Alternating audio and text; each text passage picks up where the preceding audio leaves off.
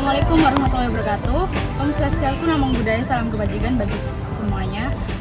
Perkenalkan, di sini saya Innova Amelia Lestari dengan NRP 50162211016 dari Departemen Teknik Geomatika Angkatan 2022. Perkenalkan, nama saya Taki Rahmawan Joisan dengan NRP 50162211003 dari Departemen Teknik Geomatika. Perkenalkan, saya Ali Forustantia Wardiningsi dengan NRP 50162211014 dari Departemen Teknik Geomatika. Perkenalkan, nama saya Faiza Dilia Putri dengan NRP 50162211018 dari Departemen Teknik Geomatika. Perkenalkan, nama saya Muhammad Brian Wisono dengan NRP 50162211032 dari Teknik Geomatika ITS. Perkenalkan, nama saya Pelangi Mahkota Dewa dengan NRP 50162211057 dari Departemen Teknik Geomatika. Perkenalkan, nama saya Muhammad Yani Khairul Rijal dengan NRP 50162211114 dari Departemen Teknik Geomatika. Saya Mika Malayaki Mustafa, NRP belakang 116 dari Departemen Teknik Geomatika. Sebelumnya di sini saya akan menjelaskan terkait tentang analisis dari film BPUPKI yang sudah saya dan teman-teman saya tonton di YouTube.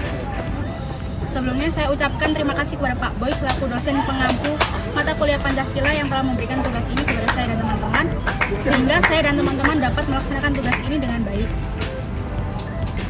Masuk ke materiku.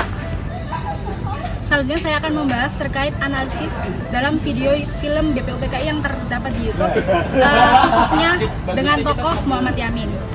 Dalam sidang pertama BPUPKI, Badan Penyelidik Usaha Persiapan Kemerdekaan Indonesia, yang berlangsung pada tanggal 29 Mei sampai 1 Juni 1945, Muhammad Yamin menyampaikan pandangannya mengenai dasar negara Indonesia merdeka.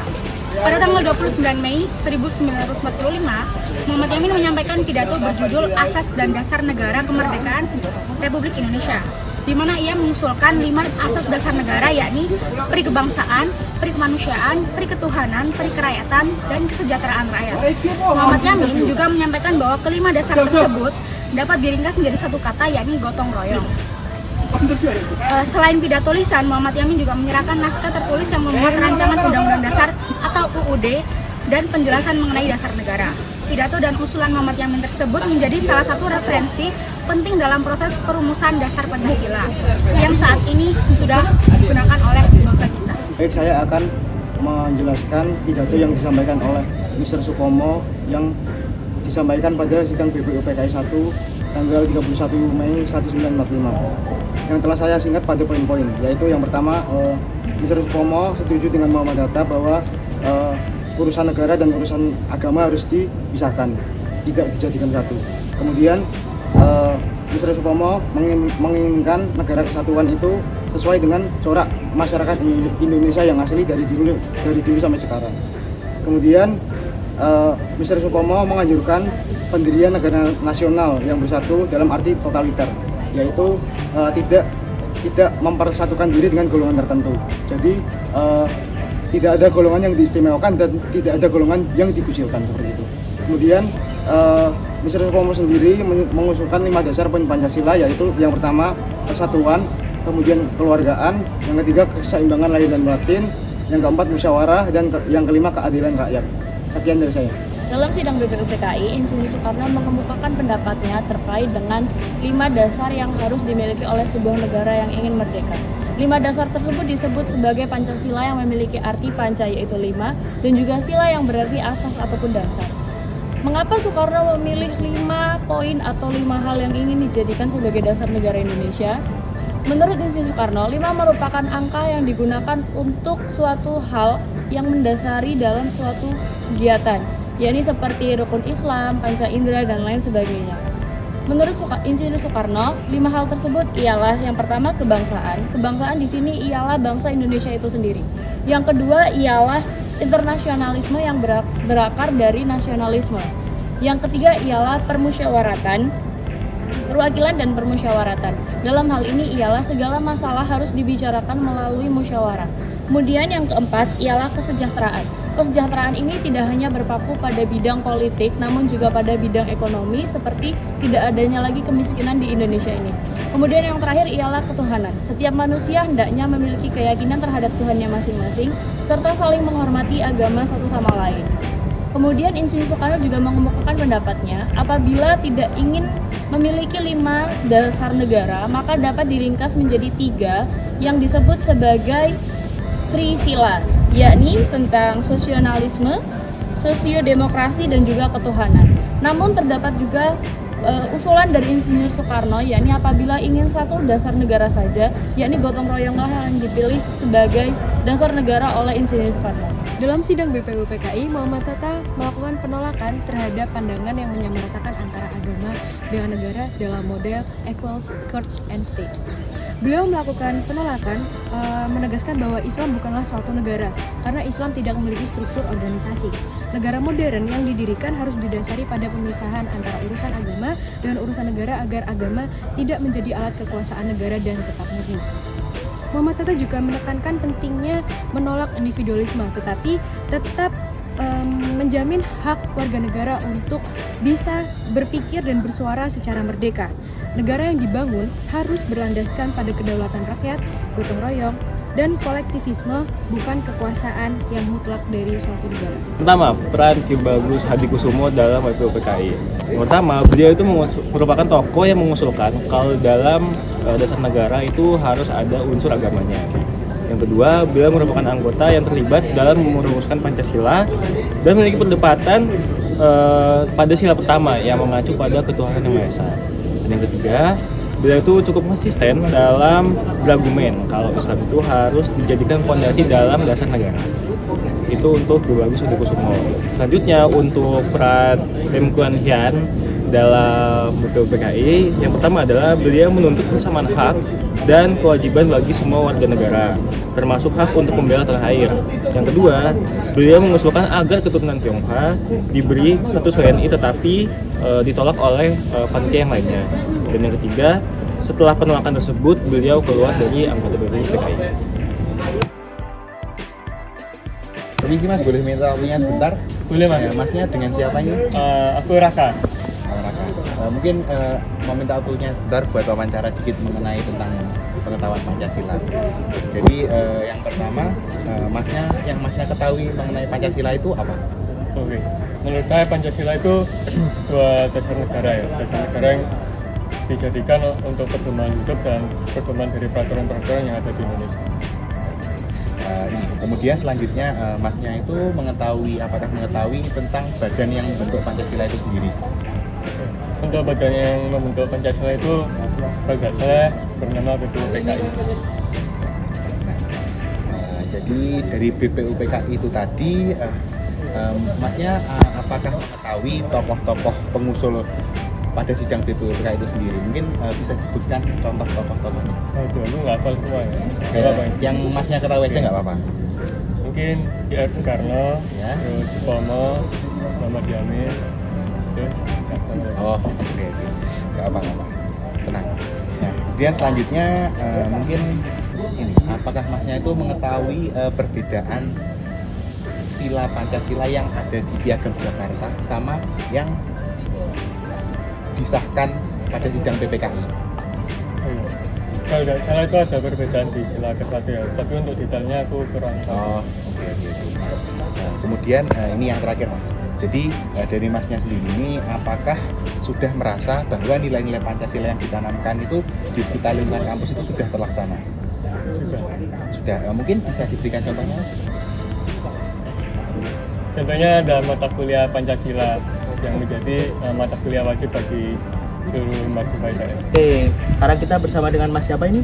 Namaku Krisna. Oke, Mas Krisna. Oke, kali ini saya mau minta waktunya sebentar Mas Krisna buat sedikit kasih beberapa pertanyaan ke Mas Krisna. Mungkin bisa dijawab dari yang soal pertama ini Mas. Mas tahu nggak sih apa itu Pancasila? Yang Mas tahu tentang Pancasila itu? Oke, kalau menurutku Pancasila itu adalah ideologi yang menyatukan seluruh masyarakat Indonesia. Karena kalau kita lihat pada zaman perumusannya itu banyak pandangan yang berbeda gitu. Terkait juga mengetahui masyarakat kita yang beragam ya, dari ras, suku dan agama. Akhirnya setelah didiskusikan oleh waktu itu bareng-bareng, akhirnya terumuskanlah sebuah ideologi Indonesia yaitu Pancasila. Oke, lanjut ke pertanyaan kedua. Mas tahu nggak yang badan yang menyusun Pancasila itu apa?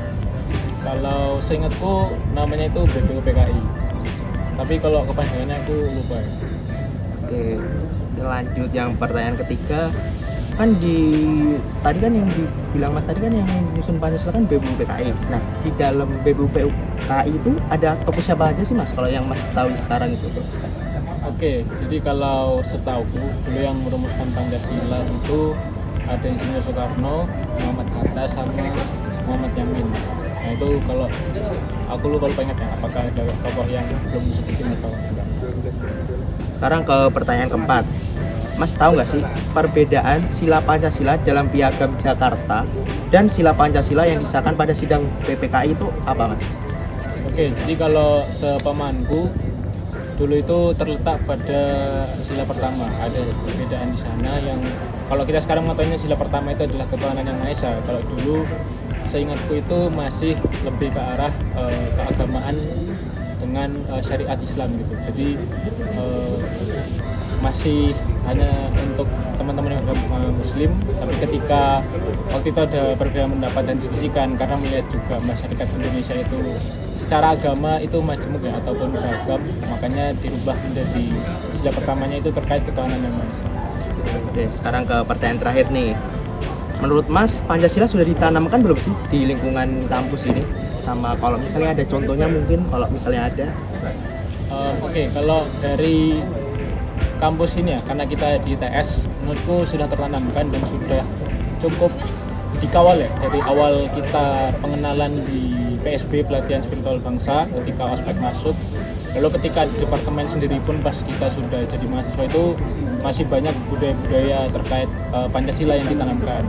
Kalau dari contohnya sendiri, simple kalau menurut saya di jurusan saya sendiri teknik informatika ini terkait keagamaan itu toleransinya cukup tinggi, mana teman-teman yang beragama Islam juga sesuai dengan ketaatannya dengan agama ya, tapi di satu sisi teman-teman yang beragama lain itu juga dapat menikmati ibadahnya tanpa terganggu ataupun bisa dikatakan saling menghormati satu sama lain. Jadi kan bisa dikatakan juga menjawab sila pertama di mana di sini kita dijamin untuk kebebasan hak dalam beragama. Lalu yang selain itu juga yang saya lihat kalau di tes secara keseluruhan ya, dimana kita sekarang juga sudah ada matkul Pancasila lagi ya, dimana itu menurut saya di satu sisi cukup baik untuk memicu kembali semangat teman-teman yang sudah mungkin mahasiswa akhir atau mahasiswa tua untuk kembali mengingat kesalahan yang harus mereka miliki dengan menaati Pancasila seperti itu.